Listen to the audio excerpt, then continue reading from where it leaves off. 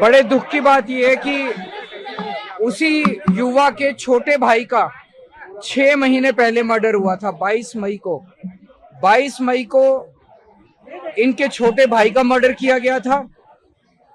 जब छोटे भाई का मर्डर किया गया तो इनके परिवार ने लिख के दिया था पुलिस को कि इन लोगों से हमें पूरे परिवार को खतरा है, हमें सुरक्षा दी जाए और हमें इन लोगों से बचाया जाए। पुलिस ने कोई कार्रवाई नहीं की और कल इसके बड़े भाई का भी मर्डर हो गया। ये बेहद दुख की बात है कि ये चल क्या रहा है। यहाँ पे जब मैं अभी इनसे मिलने के लिए गया तो पता चला वहां पे कई सारे लोकल लोग मौजूद थे।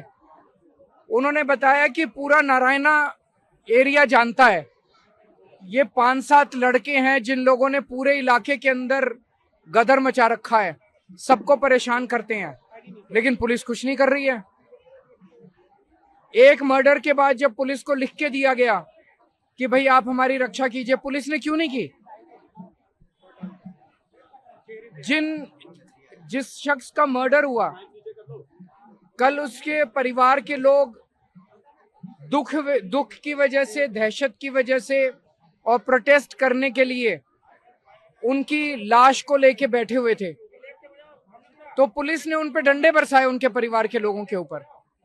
ये किस किस्म का प्रशासन है? ये किस किस्म की कानून व्यवस्था है? पूरे दिल्ली के अंदर कल 3 मर्डर हुए हैं अलग अलग और एक अटेम्प्ट टू मर्डर हुआ है। तो पूरी तरह से दिल्ली के लोग असुरक्षित हो गए हैं।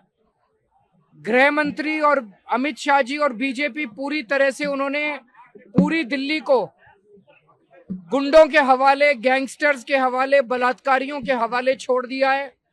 लोगों की रक्षा करने के लिए कोई नहीं बचा है और लोगों को समझ नहीं आ रहा है कि लोग कहां जाएं।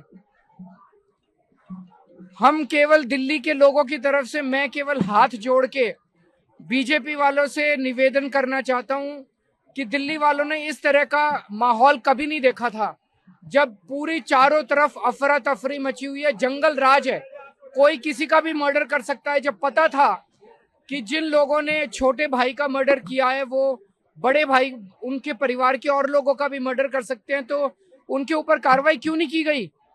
6 महीने बाद दूसरे भाई का उसी परिवार के अंदर मर्डर हो जाता है, सुन के भी बहुत दुख होता है। तो अमित शाह जी, बीजेपी वाले, कृपया दिल्ली के लोगों को सुरक्षा दीजिए। दिल्ली का बहुत बुरा हाल हो गया है और दिल्ली के लोग बहुत असुरक्षित महसूस कर रहे हैं, इनके लिए कुछ कीजिए।